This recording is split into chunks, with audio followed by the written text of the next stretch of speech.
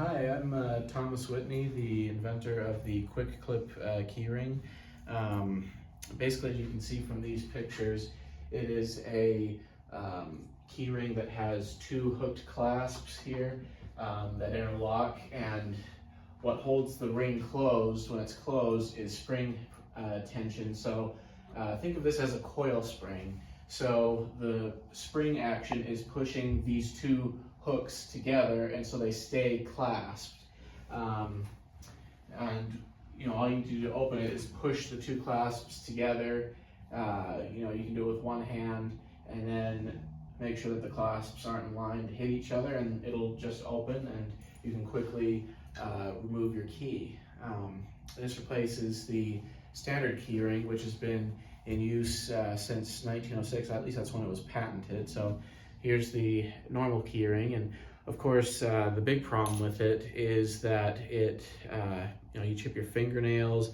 It's awkward to use, and it's very difficult for people to open and close who have, like, say, low hand dexterity or arthritis. It's very hard to open and close, and it takes a while. You have to pry in there with your fingernail, and you have to spin the whole thing around, and it's just a big effort to use. Whereas with the Quick Clip keyring, all you have to do is simply push it together, and it opens up, and you're able to take the key off real quick, put it back on, and you just push it back together, and it's locked in there because it's a big coil spring, and it's the tension holds it together. This was one of our earliest prototypes. Here's our latest prototype. Notice it's got this beautiful blue heat shrink coating on it. We'll talk more about that later.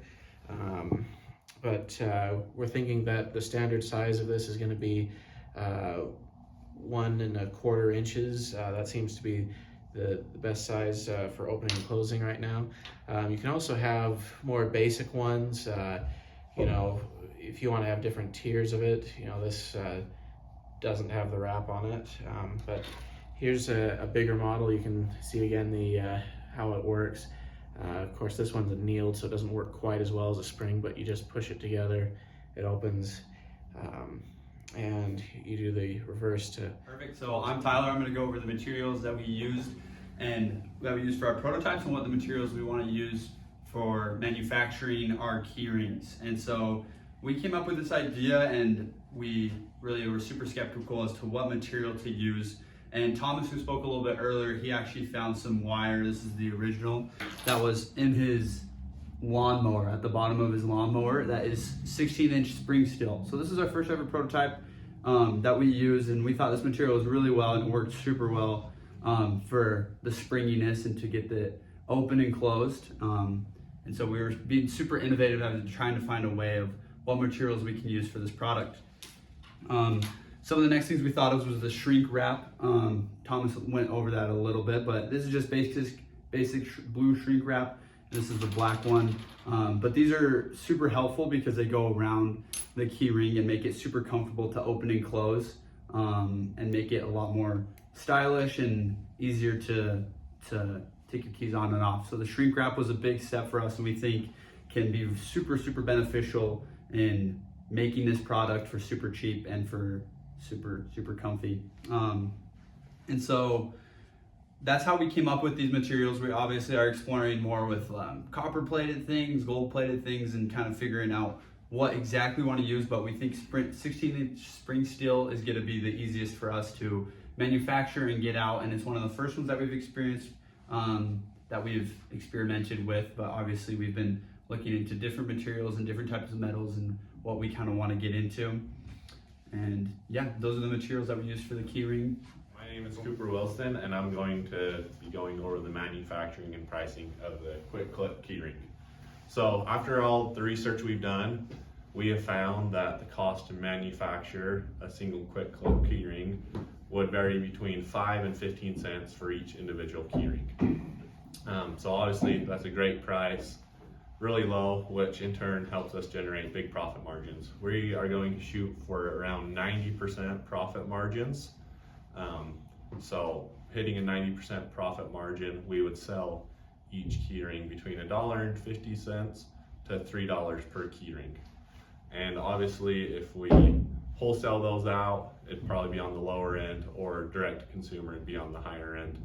And this big 90% profit margin would go towards covering costs such as transportation, labor costs, salaries for employees, many different costs like that. So that big profit margin will be really beneficial not only to our company but to you as an investor as well. And we've looked into lots of different places where we could outsource and manufacture these keyrings. Some of the best we have come up with are China, Taiwan, Mexico. All these are good viable options that we could go with, where we can manufacture the keyring for that price range between 5 and 15 cents, because they already have the manufacturing infrastructure in place to meet our needs of manufacturing these keyrings. With the tariffs possibly coming in China, we've looked into Mexico a lot. That's probably our number one place right now that we're looking into manufacturing these keyrings. So yeah. Hi, I'm Alex. I'm Mario. And what we're going to talk about is a little bit of our target market plan. So what our plan is to go contact those big car manufacturer companies, go up to their corporate, for example, Ford, GM, Lexus, Ram, you name it. Those are the ones that we're going to go focus towards. And we're not just going to go walk in there and be like, hey, like, do you guys want this? No, we're going to go focus towards their company executives, their product managers, and we're going to also talk to their warehouse managers, and we're going to focus on talking to them. So that way we have the people who are really making these big decisions to add our quick clip keyrings into their car manufacturers. And this we're doing mainly so that way we can cover their mass production, which I know cars make millions of cars a year, and each car typically has about 2 keyrings per car that they make. So that'll double our amount of keyrings that we sell per car, which will really help produce sales. And if we can focus on these guys, they'll be able to manufacture them for each individual car. Our ultimate goal is to get our keyring included as a standard accessory in dealerships, especially getting them out there by bulk. It just helps us get our product spreaded into the corporate world, and also just get it spreaded around throughout manufacturers, corporate, and just get influencers and people who see this everyday product by getting their car. And you know, if they feel good about their car, they're obviously going to feel good about what they have throughout those GM manufacturers and things like that. And it just adds value to different corporates on what they are designing, and it makes the consumer feel good about what they're buying. Yeah, and we also know that there's lots of other like markets that we could target. This is the one where we see could be most successful. If you have recommendations of ones that you would like to go see us do, like if we were focusing towards like janitors or other, you know, Home Depot, places like that where they sell key rings as well, we're open to those ideas. We just think there would be a lot more value going into these corporate car manufacturers. I'm Tyler. I'm going to go over our logistical breakdown of what we're going to do with our costs and our investor pitch. And I'm Josh, and I'm going to go over the ask. So we're asking for $500,000 in return for 20% equity. This is a pretty big stake, and we acknowledge that.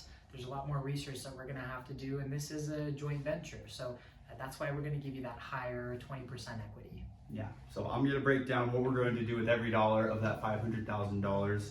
And basically those fixed costs are going to be about half of that, about $260,000. And that's going to include 6 salaries at $40,000 a year. And also our patent and legal fees. Some of the first things that we're going to buy and do with the money is get this patented and get this manufactured. Some of our operational costs, as I just said, manufacturing, for 50,000 units, it's about 15 cents a unit. So that's about $7,500 for 50,000 units. And so this range can vary depending on how much we want to get out there for units. But for this $500,000 for 50,000 units, you're going to get $7,500. This includes also package and shipping, this operational cost, and marketing and branding, kind of like Alex and Mario were talking about earlier, going to these executives, using this money to get to these executives, schedule these meetings, take them out to dinner, and meet with these big managers, product managers, things of that sort. So those total operational costs will be $82,500 for all 4 of those things that were just mentioned. Our contingency and flex funds is also about $82,000. This will include our product testing, R&D, and product iteration. And so as I was kind of saying earlier, our first things that we're going to spend the money on is our product testing, R&D, and product iteration, and also the patent and legal fees. So once we have our product down to a T, we're going to get it patented, and those are the first things that we're spending our money on and getting out there to these. So we're ready to get out there to these car dealerships and to our target market. And so that's a total of $425,000 with a cash buffer of $75,000 for emergencies and other costs that we aren't expecting. But that's our breakdown. We'll send that to you guys, and you can get a more detailed one as to who we're targeting, what we're going after, why we're asking this much for salaries. But that's our pitch to you guys, and we know it's going to be super valuable to us and our idea, and it's a way to get us off the ground and get us going. So we'd love to connect with you guys, meet with you soon, hopefully.